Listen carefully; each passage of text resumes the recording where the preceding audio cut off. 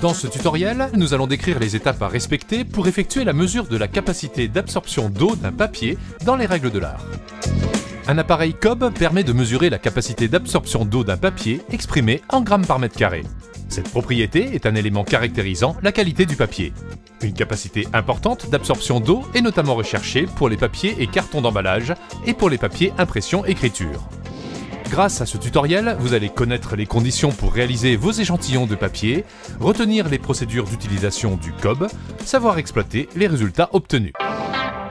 L'appareil est constitué d'un cylindre rigide creux de section intérieure de 100 cm², équipé d'un dispositif permettant de l'appliquer sur la surface de l'éprouvette. Récupérez vos feuilles de papier préalablement conditionnées selon la norme en vigueur.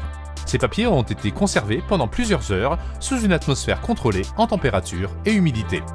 Découpez vos échantillons grâce à un gabarit de dimension 13 sur 13 cm. Pour pouvoir exploiter votre campagne de mesure, réalisez au minimum 10 échantillons de même dimension avec 5 échantillons par face. Pesez votre échantillon sur la balance en effectuant la tare. Pour effectuer un Cobb 60, placez l'échantillon dans l'appareil. Versez 100 ml d'eau tout en déclenchant le chronomètre.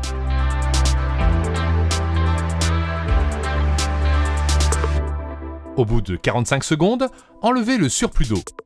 Sortir l'échantillon et le placer sur une feuille de buvard, face mouillée au-dessus. À 60 secondes précises, recouvrir l'échantillon d'un second buvard et faire un aller-retour à l'aide du rouleau à main. Placez rapidement votre échantillon sur la balance. La valeur affichée par la balance est la quantité d'eau absorbée par votre échantillon. Multipliez-la par 100 pour obtenir la valeur du Cobb. Vérifiez que le caoutchouc du Cobb n'est pas mouillé avant de passer à l'essai suivant.